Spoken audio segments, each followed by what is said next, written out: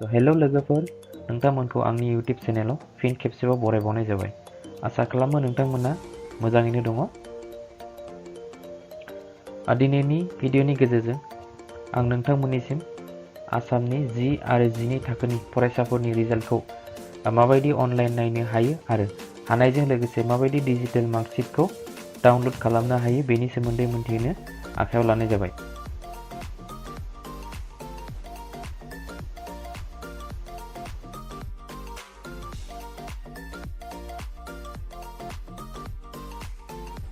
आसा खालामो नोंथांमोना भिडिअखौ जोबजासिम नायलांगोन होननानै।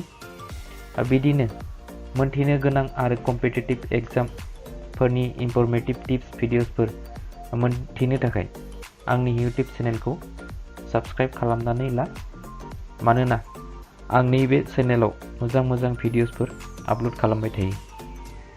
आरो खाथिनि बेल आइकनखौ थुना हो जाहाथे नोंथाङा आं गोदान भिडिअ आपल'ड खालामोब्ला नटिफिकेशनाव नुनो मोनो।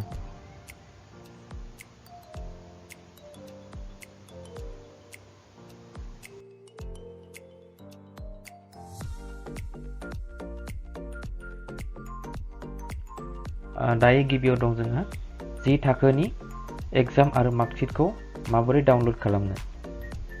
30 जुलाइ फुंनि 11 बाजिनाय लोगो लोगो नोंथांमोना नोंथांनि रिजाल्टखौ नायनो हागोन।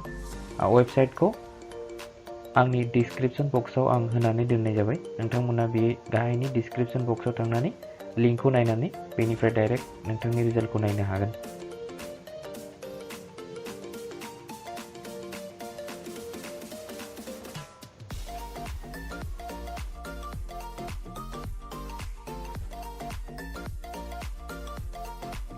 नैथियाव दं जोंहा 12 थाखोनि एग्जाम आरो मार्कशीटखौ माबोरै डाउनलोड खालामनो। एखे रोखोमैनो 31 जुलाइनि 9 बाजिनाय लोगो लोगो नोंथाङा नोंथांनि रिजाल्टखौ नायनो हागोन। आरो वेबसाइटखौ एखे रोखोमैनो आङो आंनि गाहायनि डिस्क्रिप्शन बक्सआव होनानै दोननाय जाबाय। नोंथाङा बेयाव थांनानै लिंकआव क्लिक खालामनानै नोंथांनि रिजाल्टखौ नायनो हागोन।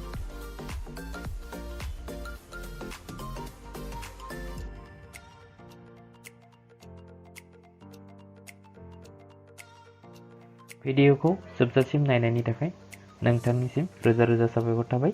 गोजोन्थों।